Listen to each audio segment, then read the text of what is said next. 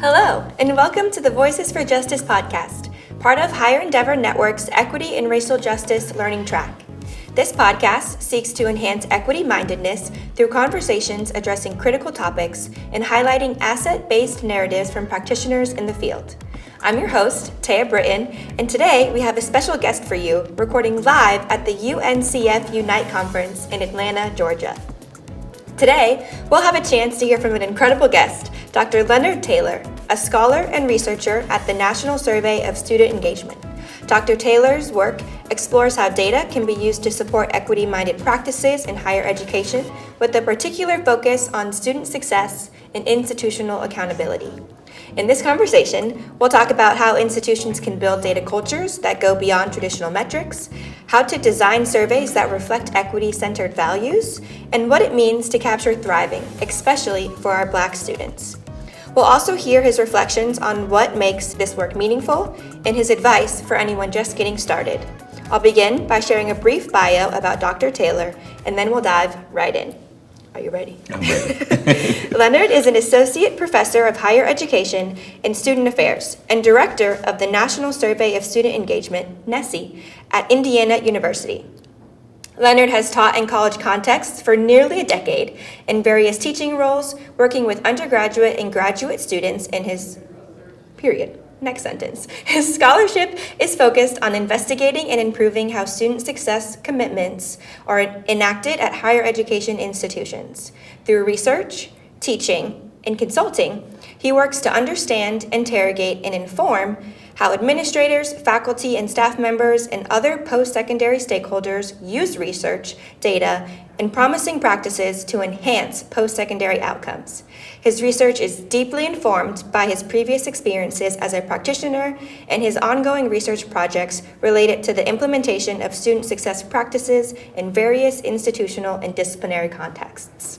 Just a few things. Just a couple, yes. Leonard, it is so nice to have you on our podcast today. Nice to be here. Can you just start by telling us a little bit about your higher ed journey and what brought you to this work and what brought you specifically to this work around the intersection of data, equity, and student success? Yeah, I'll try to be quick, but I'm not good at that. It started as a student. And so I think a lot of times when we work in these spaces and we, become administrators or faculty or blah, blah, blah, blah, blah, we think about our journeys from the time we became professionals in this space. But a lot of what I learned about higher education, what it can do in a positive way and also what it can do in a negative way came from my experience at University of Wisconsin as an engineering student, trying to figure out how to do that for 3.5 years before I changed my major. But from there, I learned that there was a lot of imprecision in the ways that institutions provided support. I had no shortage of resources, right? But how those resources were coordinated didn't quite meet what I think I needed. And I think the other piece as a student was it became very clear to me that my success was not necessarily about me, it was about the institution. Mm-hmm. The institution was really excited about having, a Black poor kid from Milwaukee being able to be successful as an engineer, which is great, right? Like that's not a bad thing per se, but there came a point where I was not committed to engineering in the ways that I think I had been when I started my journey. And I just got more resistance from advisors about me trying to change my career path than I think I anticipated. That said, I went into, changed my major to rhetoric. And finished my degree at Wisconsin, started a master's program at Wisconsin focusing on student affairs, trying to figure out how to be a support for students who had similar struggles to help them navigate institutional context. And that just lit a fire under me to really figure out okay, there are institutional issues that need to be addressed. But before we can address them, I need to understand them more deeply. So a doctorate later, I have kind of tooled myself to be able to continue that investigation. A lot of the things that you mentioned, are projects related to understanding how higher education institutions work, function, how the people at those institutions work to support students. And that's really kind of what brought me here today. NSSE is an opportunity for me to support hundreds of campuses each year to think about what data they can collect to identify what things they need to improve about their experiences. It's amazing. It sounds like it started with your own interests and your own reflections and that curiosity of why are these systems this way or why is it this way? Yeah. And now you've spent nearly a decade answering those questions. Yeah, or trying to. Yeah. And having those answers, or some answers, impact the field broadly, which is really great. So you mentioned your work at NSSE. You've worked across different national research projects and with institutions of all different shapes and sizes. How has, you've talked about your educational experiences, but how does that impact the way you approach the research specifically?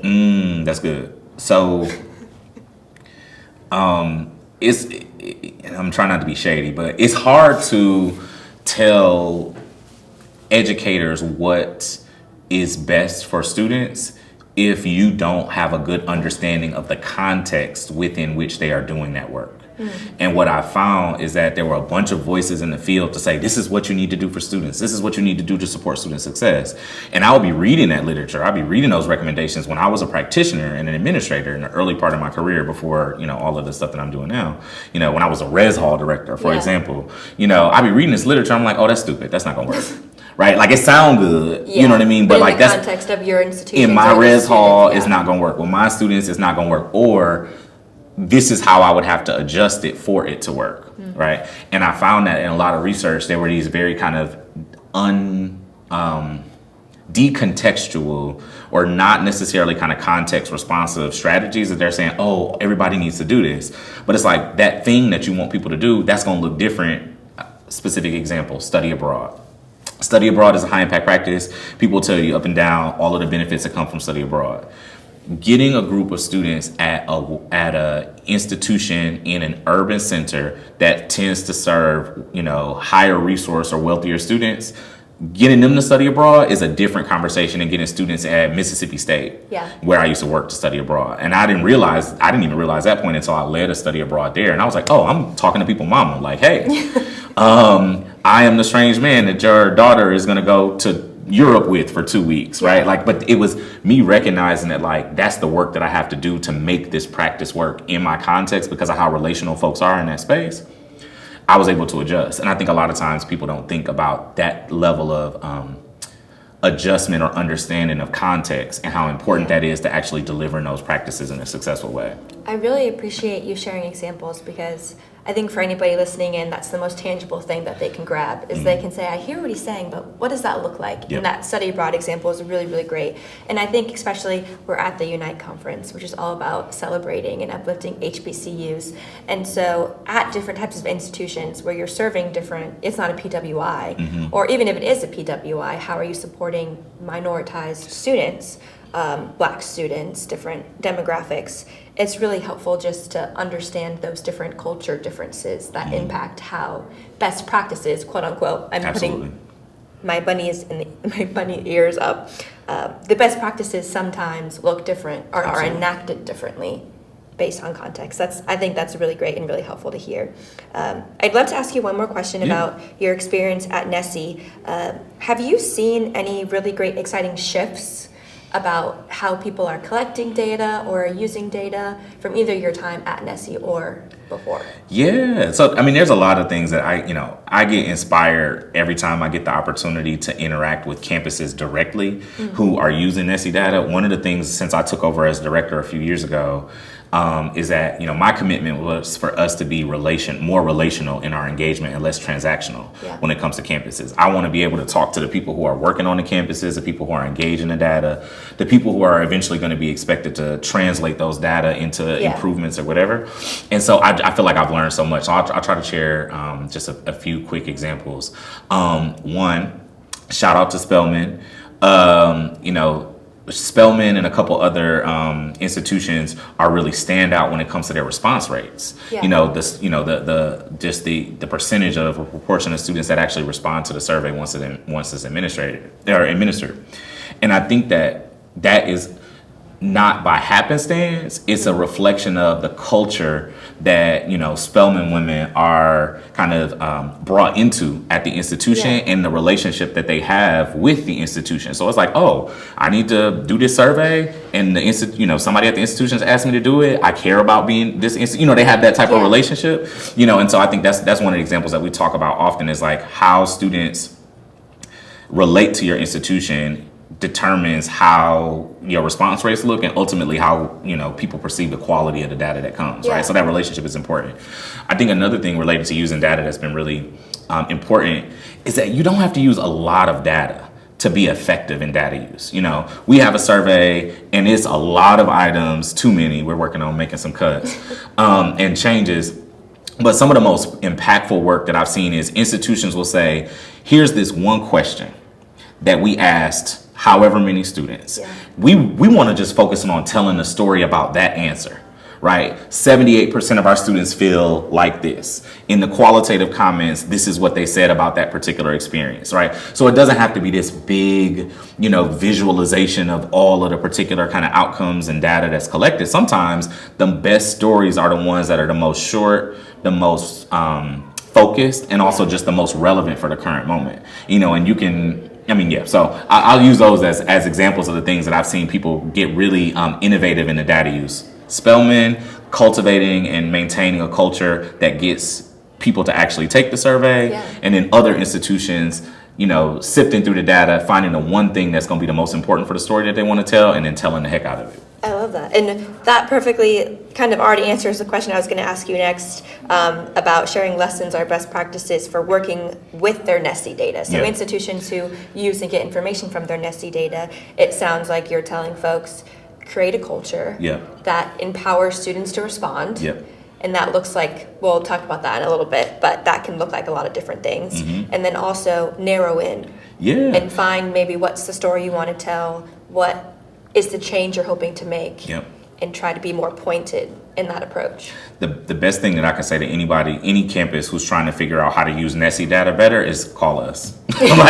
Because one of the things that, and I say that truthfully, is that since I took over as director, we reoriented our resources so that all of our time wasn't spent just curating, the reports that went out, but we're also developing our capacity to work directly with campuses to support their needs. So just last week, we had a consultation meeting with one of our campuses that's been a long time NSSE data user, and we asked them to bring people from different corners of the campus into that meeting so we could talk about, like, okay, we noticed this from the data. Here's what we know from, your strategic plan and all of the stuff on your website. Here's what we think y'all could do. And that conversation was so rich because, one, a lot of those people on campus don't often talk to each other. And so they got to get the perspectives of other people related to all of the student success related stuff that's happening.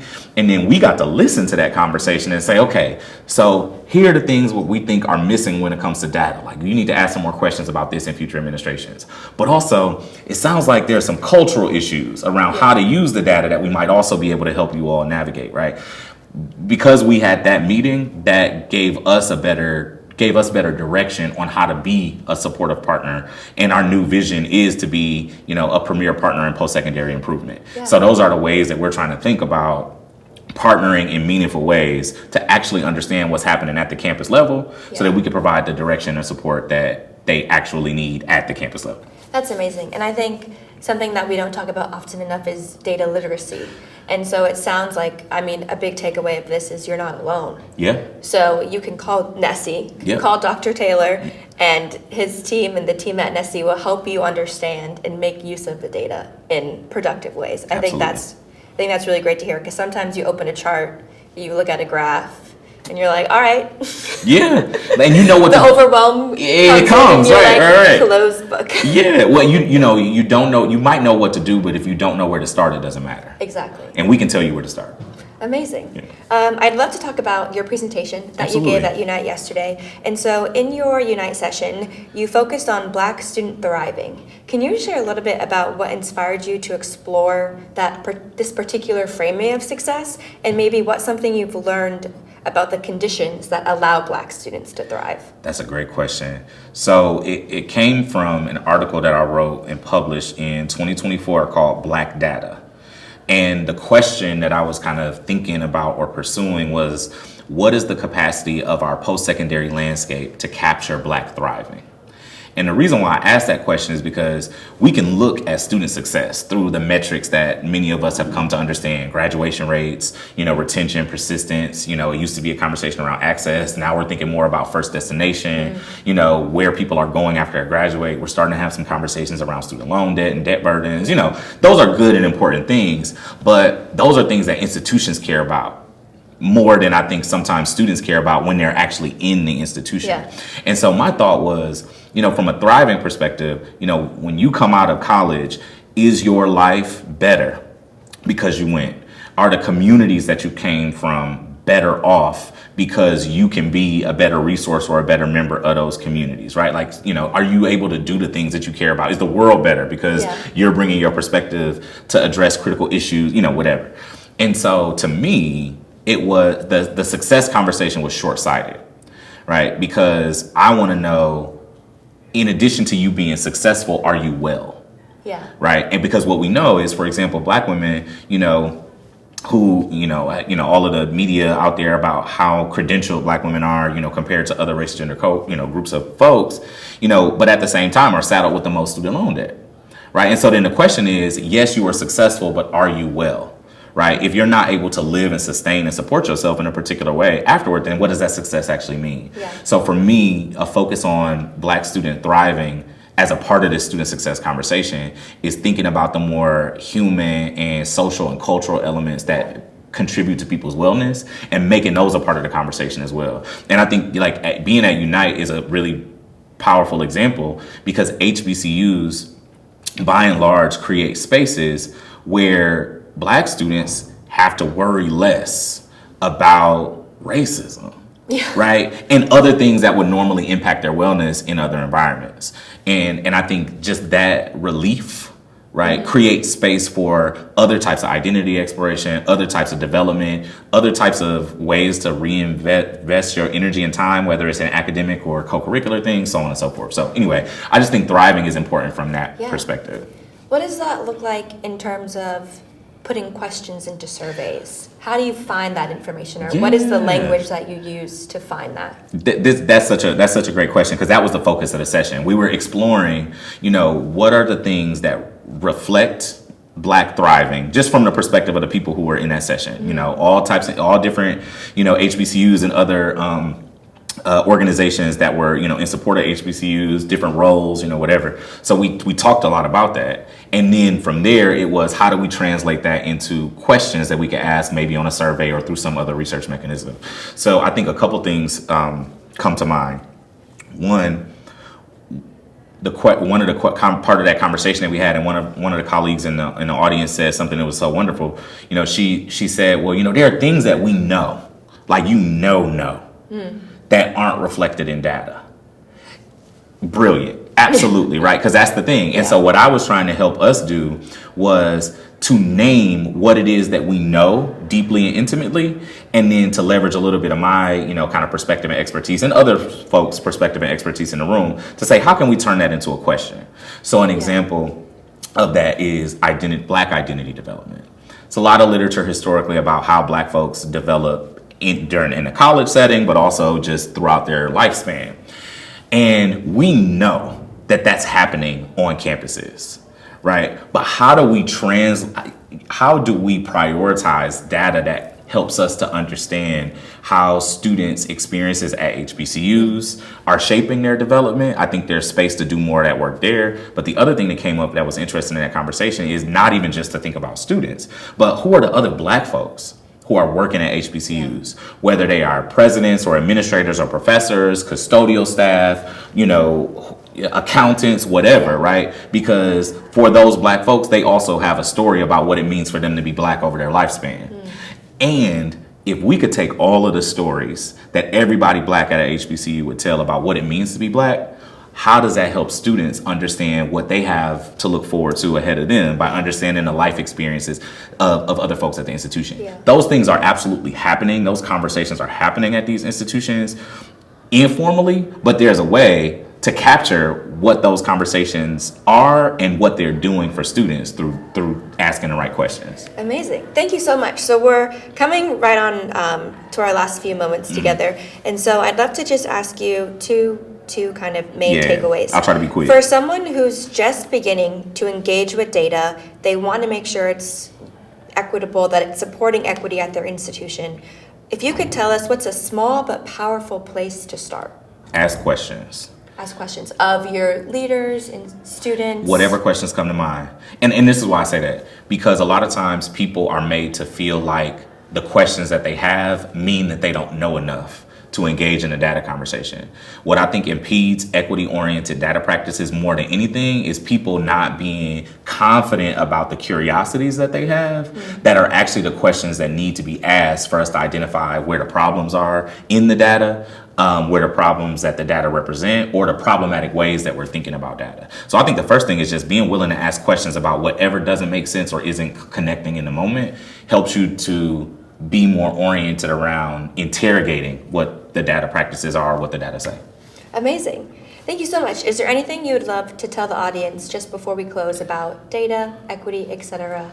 Yeah. Or do you feel good about ask questions? Well, I'll say this. One, Amelia Parnell, the president of NASPA, has a really good book around everybody being a data person. Yes, she does. Read it. I would add that everything can be data. Everything is data, right? It just depends on how you think about it. Qualitative, quantitative, whatever it is that we observe. And then three, we need to start thinking more as educators, as just folks in the field, about how to do data work on our own terms.